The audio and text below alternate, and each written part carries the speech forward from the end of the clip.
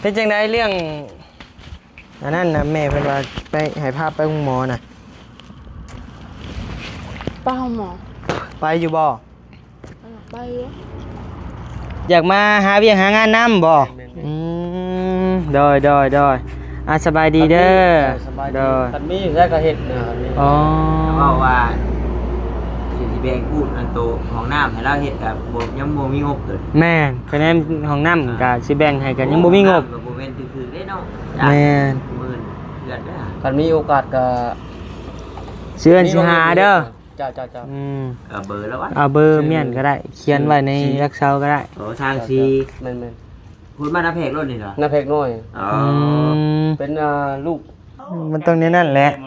กั้นใจบ่ล่ะบ่สิอ่อนก้นใจบ่ได้เฮ็ดสิมาแล้วมาเด้อน้อยเอ้ยมาดูเอาบีบหูดังบ่น่ะบ่ดิวมาแล้วเว้ยก้มใจแต่ว่าสิไปเพิ่นบอกว่ากองก้นได้น้อยเฮ็ดเอาฮอดแล้วกินเดี๋ยวมากลับมาทางนี้มาแล้วพี่น้องมาแล้วถ่าพอดีชั่วโมงปลายผมมาแล้วเขาก็เป็นเขาเป็นเมื่อวานเนี่ยเดือน3 เทื่อเดือน1 3 เทื่อประจำเดือนมันมาตัวเองเป็นแต่ก่อนเป็นเดือนละ5 เทื่อมันสิบ้านแล้ว2-3 มื้อแล้วเป็นอันนี้ทิศหนึ่งมีอยู่เดือนหนึ่งมีอยู่4 ทิศเป็นกูทิศบาประมาณเนาะค่าช่างน่ะบ่ต้าบอกเลยติบอกแล้วค่าช่างน่ะ6.5 ล้านเพิ่นเอานำนะโดยก็แล้วมันเลยมี10 พาบ่1 2 3 4 5 6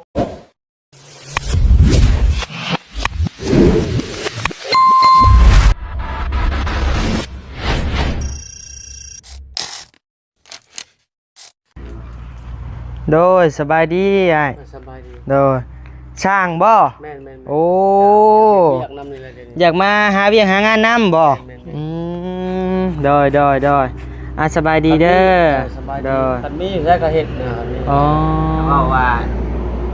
สิแบ่งพูดอันโตของน้ำให้เราเฮ็ดก็บ่ยังบ่มีงบเกิดแม่นคะแนนห้องน้ำก็สิแบ่งให้กันยังบ่มีงบก็บ่แม่นคือๆเด้เนาะแม่น10,000เดือนเด้อคันมีโอกาสก็เชื่อนสิหาเด้อจ้าเอาเบอร์แล้ววะเอาเบอร์เมียนก็ได้เขียนไว้ในรักเซาก็ได้โอ้ทางซีแม่นพูดมาน้าเพกรถนี่เหรอน้าเพกน้อยอ๋อเป็นลูกอ้ายเจ้าของนานี่โดยว่าง่ายเป็นพี่น้องกันกับน้องน้อยแม่นแหละเป็นลูกกกนะพ่อคอยนะโดยลูกลูกน้องพี่น้องเนาะพี่น้องกันก็เลยว่าทั้งพ่อน้องน้อยไปเราสิจะพังบ่แม่นแล้ววานนี่นะไปว่ามีเวียกเราอยู่บ้านวานเนาะแม่นแล้วเรามีคนเฮ็ดว่าเราก็มีช่องบ่งนะคนใหญ่ที่เราเฮ็ดนะโดยเงินน้องอูน้องอีก็ยังบ่ทันได้ก่อคือกันดังนั้นกะเพราะว่ายันพอน้องน้อยเนี่ยเรายังบ่ได้ฮู้เพิ่นบอกเรื่องมีงกอะไรนี่นะโดยเราบ่ฮู้แล้วเราบ่ฮู้ดอกเวียกบ่มีเราบ่ฮู้เราล้มกันว่าสิก่อเองเด้โดยก็เลยว่าทางนี้เงินทางน้องน้อยนี่มีแล้วสร้างมีแล้วนี่ก็คันว่ามีวงอื่นก็เฮ็ดนะโดยดูนี่มีช่างแล้วก็ยานะโดยยันว่ามีลายมงลายบ่อนนะโดยยังไงมีเวียกสิบอกเนาะมีทักหามีแต่เจ้าเขียนเบอร์ไว้ก็ได้จ้าเขียนเบอร์เป็นเนาะโดยเขียนไว้ในรักเซาก็ถ้าแต่ว่าเราจับเป็นยี่นะนี่ก็หาทางไว้เฮ็ดหมดแล้วหลังคาเฮ็ดหมดเฮ็ดหมดเป็นหลังก็เฮ็ดนะโดยว่าไงสร้างครบเซตนะเนาะแม่นทั้งทีมพ่อเฮาก็คือว่าสร้าง3 คนผู้นแหละเพิ่นว่าสิเร่งเฮ็ดมันแล้วปึ๊บปั๊บเลยนะโอ้ย3 คนนี่บ่โดนแต่เดียวแม่นเพิ่นสิพ่อทางรถอันเฮ็ดน่ะให้ไวเนาะอะไรก็ทางรถให้ไวทางรถน่ะว่ะอยู่เมืองกันครับบ่ทางรถมาเฮ็ดเรือนเขาสตอกแถวนะช่วงนั้นบ่นี้บ่ได้ฮู้ได้ เดือนจำนี้ผมไม่ได้ว่าหรอกประมาณทีนึงเนี่ย โดย เอาเห็นได้ไว้ดีเลย มีคนกินน้ำกันนะเนี่ย นี่เบอร์คน เจ้าเขียนใส่แล้วก็เลยก็ได้เดี๋ยวยันมีคนเพิ่นโกโทรกวนนะพี่น้องเอ้ยทักทายสบายดีเด้อพี่น้องทักทายสบายดีอยู่เฮือนน้องซาเฮือนน้องสาวพี่น้องเอ้ยเนาะว่าสิว่าน้องชายเด้หาว่าสิเฮือนน้องสายฟ้าได้หั่น โยงวันนั้นเขายังเชียร์อยู่เนาะ โดยขอบใจหลาย มีโอกาสจะเทนาไทยที่อ้ายน้องยันติดต่อกับอ้ายบ่ได้อยู่ เราต้องคนเพื่อคนที่เป็น ๆว้าวเลยก็ลืมสักส่งสักเสื้อเฮาก็ได้ โอ้ยเนี่ยบ่ทางไทยก็จักบ่ได้ เอ้ยบัวนะเมาสักเครื่องเครื่องตัวเองเครื่องลูกสาวเครื่องพ่อเครื่องแม่เครื่องผัว หมดเฮือนเลยบาดนี้ ว่าใครจะเครื่องพ่อแม่เราบริคอยลายคือเฮา โดย เฮาได้สักวันหนึ่งก็ ใครดอกสักเครื่องบ่ บ่ได้มือได้เอ้ย สักมือบ่ บ่ได้มีตู้ โธ่ บ่ได้มีอันเจ้าไพ่เพิ่นเด้อ ยังบ่ได้มีตู้เสื้อผ้าบ่อยู่ในเฮือนนะ นี่ยังว่าบ่นักท้องตอนถือไพ่ก็เด็กนางสักมือเลย โดยขอบใจครับ โดยขอบใจหลาย สิมีเซอร์ไพรส์นะหมู ได้ไปพาสวัสดน้ำเปิดที่ไหน ๆนี่ยันไฟฟ้าสดเมียบ่ เจ้าบ่ยันข่อยมืออัน มือด้วนไปบ่ เฮ้ยขี้ไข่มันก็ออกโบย ฮะ ขี้ไข่ ตู้เสื้อผ้าฮะเกี้ยงแซะอย่าไปขึ้นมันบ่ออกนะโดยขอบใจหลายหมูเลยสบายแล้วสักเครื่องไปกระบุงกระตาการใส่สักกัน แบบ เครื่อง เฮา เนาะ แบบนี่จะบกมันก็ได้ ชักมือ อันนี้ก็เต้นยมนะ โยมมาติเดี๋ยวนี่มีเลยบ่ตู้เสื้อผ้า บ่มี ยังบ่มีคือเก่าแต่มีได้บ่ แม่น ว่าเครื่องนึงแพงบ่ เครื่องหนึงบ่ หมดหมื่นจ้ะ คือว่า 8-9,000นี่นะ เดี๋ยวจะรุ่นต้นกับสีเกือบหมื่นเมื่อ ไปหามีดแล้วตัดแล้วนั่นเลยนึง ดาวเอาไว้ดาวเอา ดาวบ่ เพื่อนเฮาก็สิตายแล้วหั่นอืดอาดอยู่ในเฮือนน่ะ มันก็ทนเติบ มันจะ ดี ใส่ เนาะ ตามยถา พ้นแล้วเฮือนเฮาก็ได้ 3-4 ปีแล้ว ธรรมดาเลย โอ้ย สักเจ็บฟ้าเรามือสักเนาะ เนี่ย ตลอดยังไงมันคันได้กับที่ใส่เป็นน้ำหมูบ้านไม่เคยใส่น้ำหมูด้วย โอ้ยมันมีมาเป็นเองดอก เคยไปไทยนั่นเจอกันไทยมีคนมาเป็นเห็นเลยเอาเครื่องเรื่องไปจักบนกดบาด ของเพิ่นยังเป็นดิจิตอลที่แฮงบ่เป็นแล้ว แม่นเดี๋ยวได้แต่พวนนั่น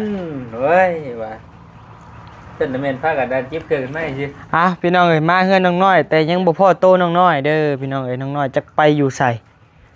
แชทถามล่าสุดน่ะเพิ่นว่าเฮาอยู่หน้าว่าซั่น แต่บัดนี้ติดต่อบ่ได้ซ้ำบัดนี้ แม่นโทรก็บ่ได้ สัญญาณ เจอจีเพนให้ไปดำหน้าช่วยจ้ะ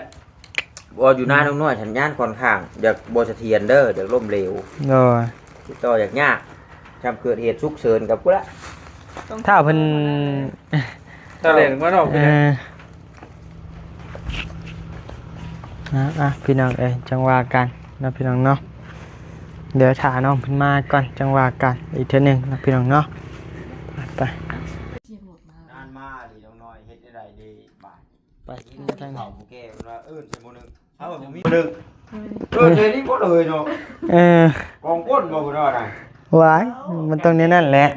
กั้นใจบ่ใช่บ่ ที่อ่อนในก้น กันใจบ่ได้ยิน เฮ็ดสิมาแล้วมาเด้อน้อยเอ้ย มีผู้ดังเลย มาดู เอาบีบหูดังบ่น่ะ บ่ดิวมาแล้วเว้ย ก้มใจแต่ว่าสิไปเอา เพิ่นบอกว่ากองก้นได้ น้อยเธอ เฮ็ดเอา ฮอดแล้ว กินเดี๋ยวมากลับมาทางนี้ อย่าลงกัน อีก10นาทีเอาเว้ย อย่าเอิ้นผิดคีย์เลยเนาะดังอูดออกมาเลยว่าเพิ่นว่าเนาะ ต่อให้ตุกเปะให้ดีเว้ย ผิดคีย์เอาอีกแล้วพี่น้องเอ้ย เฮ็ดไป ไปแล้ว ไปนั่งงงมาจะนั่ง เอิ้นตอบอยู่บ่ มีสัญญาณตอบถามอีกพอดี พอแรกเพื่อนน้อยผมมีสัญญาณนะเฮาก็ต้องซื้อเสื้อเห็นนะเพื่อเสื้อมีลงน่ะนิ่งไปในตัว ซื้อไว้แล้วบ่ เอาใส่โต๊ะให้กระป๋องได้ กระป๋องนมบ่ น้อย ได้ยินดีได้ นี่เถอะ บ่คะแนนมันไกลก็สิบ่ได้ยินติ เห็ดใกล้ๆ เดี๋ยวบ่เปิดเบิ่งลำโพงโทรศัพท์นี่แหละเอามือนี่ไปเอาเอียงหู ได้ยินอยู่ ยินไหน ไม่ใช่ปะ ได้ยิน เคยเห็นอยู่ เฮาเห็นในหนังหยัง Tom and Jerry บ่ บ บ่ ไม่ได้หนัง เอาเปิดเต็มเลยครับเอ้ยมันสิดังเนี่ยน้ำหูนี่ เอากระดาษ แต่ว่าเขาอ่านไว้เขาบ่จับนี่คือสมอยแหละติดติง อืม เราจำเป็นได้ยินเสียงเพลงเฉย โอ้ จะร้องไม่เอาดูจ้ะเห็นไหม ลองดูหัน เปิดเพลงนะ เพลงบ่มีลิขสิทธิ์ได้เลยเสียงคลิปบาต้าก็ได้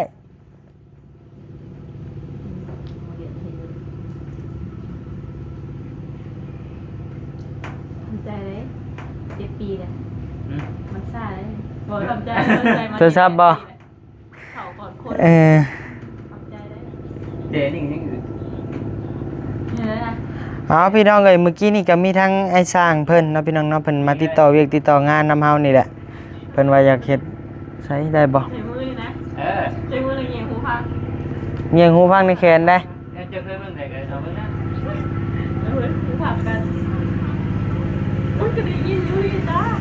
บ่ต่างกัน ในมือเลย โอ้น้องหมอแท้แบบนี้มองโบบ้าใช่ไหมเอาไปกิน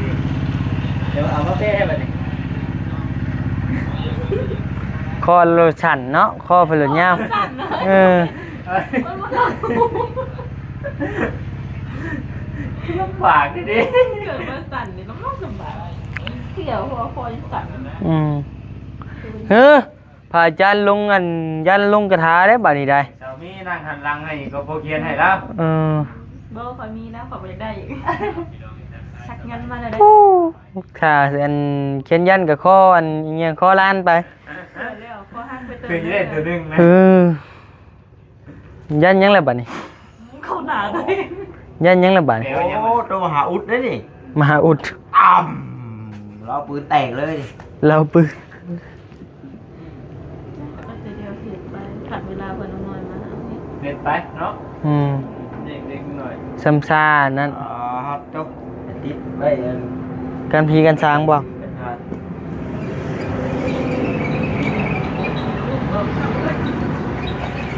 บ่แปลกอยู่หน่อยบ่ครับว่า2ชายเลย3ชายเท่านั้นเลยนะบอกเพิ่นไว้ว่ามื้ออื่นนั้นถ้าเจ้าตื่นแต่ดึกลูกแต่เช้าแล้วเจ้าออกไปนาแล้วเจ้าเอาหน่อไม้เปาะมา เออ ไอ้มาต้มมาแกงสุกิน โดย อ่า เหมือนไปหาน่ะไปยักษ์สัตว์ วันนี้โทษถามแชทถามเพิ่นว่าเฮายังอยู่นะ โดย เลยแชทถามว่าเอาหน่อไม้มาอยู่บ่ก็จะม้อยโทรก็บ่ตอบ โดย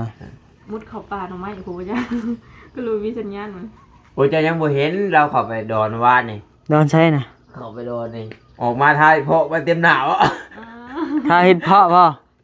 ถ้าเองบ่ ทายเอง อ้าวสร้างเฮ็ดแท้ว่ะ เออลิ้นผู้เดียว เฮาบ่ท่าให้หรือว่าไปท่าเองบาด อาจจะ คิดฮอดเองนะ น้อยเพิ่นก็ว่ามีผู้ใหญ่เรียกงัวน่ะเพิ่นว่าแล้วบอกเขาว่าทำจากเป็นมีผู้บ่าวฮักว่าโลกเลยท้าเพิ่นว่า บ่ว่าให้เฮ็ดไปอีกแล้วบาด คักนะดอกน้อยนี่ อืม กดเรียกแล้ว ไปจ้าพี่น้องถ้าเพิ่นมาอีกก่อนบาทหนึงพี่น้องเอ้ยนั่งมานี่ก็20นาทีแหละ เอ้ย เอาอีกบาทหนึงเอื้อมหนึงพี่น้องเอ้ยโดย มัน2 โมงไปพุ่นละ คุณแหละเก่าคุณแหละ แม่นไปจักนี่ รู้แล้ว โอ้ยไว้ปันนี้ บ่ยันว่าเนาะมื้อนี้เราดีดเบิ่งก่อนพี่น้องโอ้บ่แม่นมาแล้วพี่น้องมาแล้วถ่าพอดีชั่วโมงปลายผู้มาแล้วขี่เอาพี่บนเป็นแปลนพี่ฮะ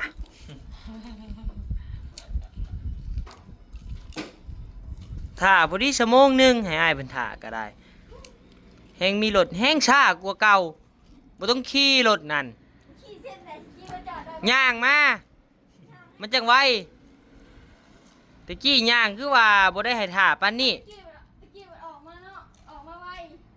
ก็ให้ออกมาไวคือย่างนี่กว่า เจอไปนั่นเจอไปนี่มีรถแล้วก็ได้ใส่ยังเสือนั่นขี่รถอุปใส่มาเอาเนื้อรถใส่ สบายดีเด้อ เฮ้ยพี่บ้าขนมก็เอามาถ่ายกินเอามาสู่กินกา ใช่ป่ะจ้าบอกว่าป้าจ้าป้าจ้า มานี่แม่มาเลย เขาจะนอนตื่นหนึ่งเลย ใจเย็นๆค่ะ หันมาเลยกินรถ กิน ต้องมีจริงเนาะ มีเลยเป็นตัวอย่างให้ดูดิ เพราะ ผ่านหนึ่งมด ถ่ายจักสมองเลยกี่นี่ มงเนื้อ 2 ชั่วโมงไปตั้งแต่ เออ ตั้งแต่มาฮอดน่ะ2 ชั่วโมง กับผู้แล้ว2 ชั่วโมงกว่าผู้แล้วมาหอด โทรบ่ได้ ไม่ได้ถือโทรศัพท์ไป ไปไทย มาแล้วไหม เวลาบ่ผู้สาวข่อยเขากอนเอาใหม่ก็มีโสสีตาทนไม่เดียวเป็นบ่สีตาไง เห็นไหมเลยนะการท่วงบ่ได้แม่นได้บ่ได้ไปกันใช้หน่อไม้เอาใช้หน่อไม้ หากระต้มเมื่อกี้นี้ว่าที่ถือออกมามันก็ เอ้ ได้ จื ย ดจิเดี๋ยวให้กินน้ำมัน ตุ่ม ขี้โต๊ะขี้โต๊ะห่านมีผู้บ่าวมานํอีกบาดนี่ห่าน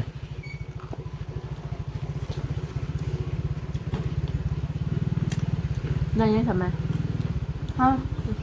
อืมอืม หรือว่ายังกะติก เงินมีห้ามีกับดิกกับบุซื้อออกมา เดี๋ยวหิวไงจิบ่ซื้อน้ำก้อนว่า ไอ้หาเนี่ยเอาคากล้องหาเนี่ยถ่าเพิ่นเด้หายกว่า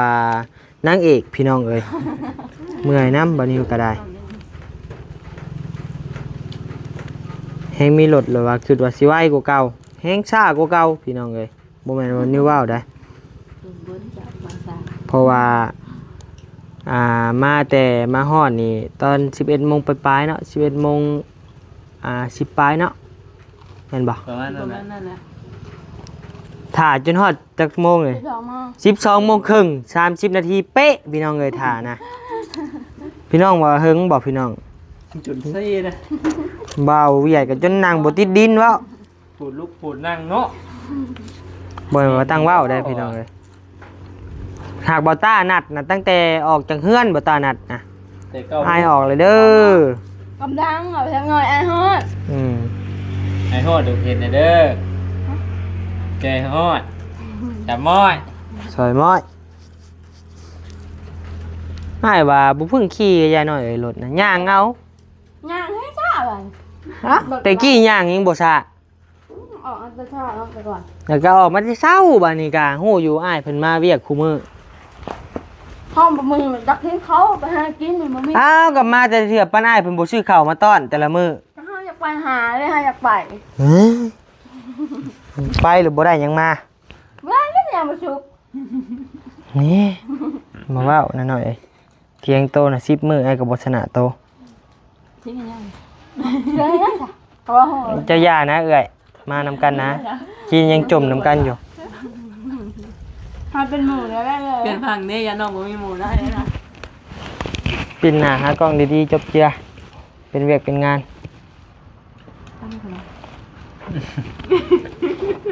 มาแล้วก็ใส่รถอันนี้ไม่อะเป็นจังไดเรื่องอันนั้นนะแม่เพิ่นว่าไปให้พาไปโรงหมอน่ะ ป้าหมอ ไปอยู่บ่ ไปเลย มันช่วยแบบนี้ก็บ่ได้ไปแล้ว เป็นยังเจ็บเลย บอสแต่ว่ามันได้เจ็บแต่ว่ามันเป็น ตอนนี้เขาก็เป็น หืม เขาเป็นเมื่อวานเนี่ย อืม เดือน3 เทื่อ เดือนหนึ่ง3เทื่อประจำเดือน โอ้เนาะมันมาตัวเองก็เป็นดัน แต่ก่อนเต็กเป็นเดือนละ5 เทื่อ มันสิบ้านแล้ว2 ชั่วโมงแล้วเป็นอันนี้ทิศหนึ่งมีอยู่เดือนหนึ่งมีอยู่4 ทิศเป็นกูทิศ บาประมาณ2-3 มื้อนะ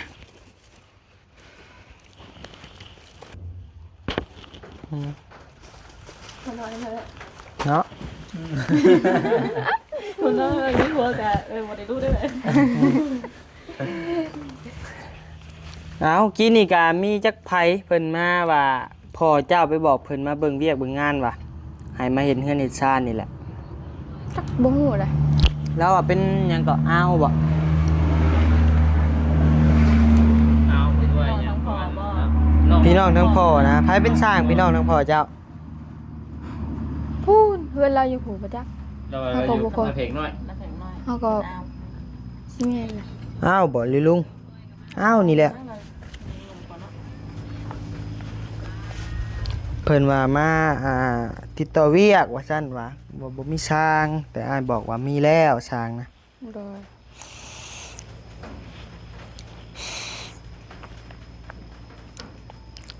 กันนี่แหละพี่น้องเอ้ยเนาะก็ถือว่าทั้งพ่อวันนี้เพิ่นว่าค่าช้างน่ะบ่ต้าบอกเลยติ บอกแล้ว ค่าช้างน่ะ6.5 ล้านเพิ่นเอานำนะ โดย ก็แล้วมันเลย มี10พาบ่1 2 3 4 5 5 6 7 8 1 2 3 4 5 6 7 8เอา8พาบ่เอ้ยนี่ดิ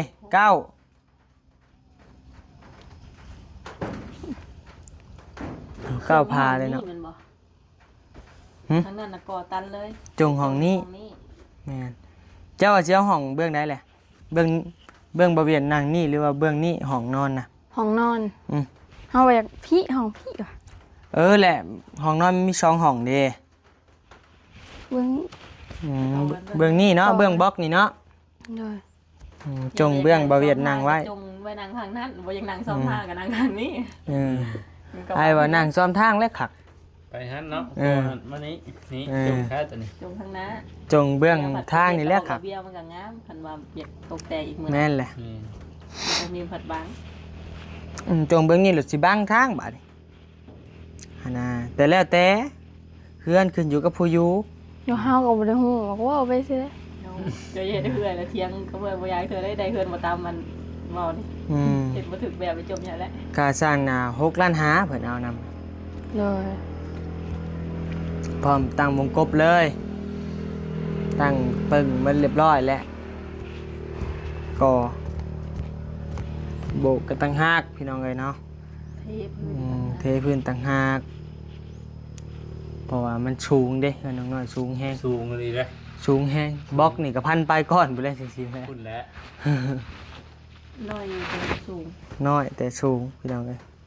บ่คือเจ้าของเฮือนพี่น้องเลยทั้งสื่อน้อยทั้งเตี้ยทั้งพี่น้องเอ้ยเปิดมาอีกบานหนึ่งกี้นี่โทรศัพท์ความจำเต็มตัดไปพี่น้องเอ้ยเนาะกะเว้าเรื่องก่อห้องเมื่อกี้นี่เนาะ โด กะ ย บัดนี้สิเอาห้องนี้เนาะหน่อยเนาะ โดย ห้องบ่เวียดนางนี่แล้วก็ห้องนี้ โดย อันนี้เป็นห้องโถงพี่น้องเอ้ยเนาะ โดย แล้วก็ห้องนี้สิจงวางไว้เบิ่งคนทางแย่งผู้บ่าวพี่น้องเอ้ย นั่งกันเรียนก่อนนะเพิ่นน้อยคอยผู้บ่าวบ่ โดยนางขึ้นน้อยคอยผู้บ่าว เอากับช่วงแรงๆมาคันเฮาสิเฮ็ด เอาพ่อก่อนกินนะเสียงกินมันเข่าไหมมันบ่งามมันบ่สุภาพบ่แม่นไอ้เว้าเด้อพี่น้อง FC เพิ่นก็เว้าเรื่องเจ้ากินนี่ถ่ายคลิปถ่ายหยังแล้วจะมักกินยามคุยเวียกคุยงานจะก็มักกินแล้วก็คะแนนว่าเฮายามเฮากินข้าวบ่ยามเฮากินหยังก็แม่นกินได้ตอนนั้น เอ้ยสิบ่พากินแล้วเอ้ยสิไป เอ กิน อและยามเฮาคุยเวียกคุยงานก็บ่อยากให้กินเด้อเพิ่น โดย คอมเมนต์มามันก็บ่อยากสุภาพ โด ผู้ ย รักผู้ใหญ่เป็นกระเบิงหลายคลิปเจ้านี่มันไปทั่วโลกนะเพิ่นว่า โดย ก็แม่นความเพิ่นอยู่ก็บ่ติเพิ่นดอกแม่นความเจ้าปฏิบัติบ่ถูกอหลีมื้อนี้คำว่าอ้ายก็คือผู้ใหญ่แน่มื้อนี้ คือในบ้านในแห่งใบนี่เนาะหาพี่น้องเอ้ยเนาะเว้านี่แหละไผมานั่งสูบยานี่ จัก เอา เด้ แล้ว ข้าวสร้างบ่ คนขี่ของยาพี่น้องเอ้ยกามีแต่บัดนี้เด้อกะเบิ่นว่าวันติมันเตือนเด้อน่ะเด้อ โดย กะติเตือนนั่นแล้ว โดย กะบัดนี้กะอ้ายเพิ่นทักหาก็ให้ออกมาไวๆนี่เด้อ โดย บ่แม่นว่าเฮาสิไปแบบตามอำเภอใจเฮาบ่ได้อ้ายเพิ่นก็มาหาเจ้านี่ก็อยากมาพักมาดันเจ้า โดย บ่แม่นว่ามาข่มเหงหยังเจ้าใด โดย เห็นอ้ายเพิ่นโทรนำดูเอ้ยบักห่านี่โทรมาดุแท้เพิ่นว่านะพี่น้องเอ้ยมันหักสิมีเนาะ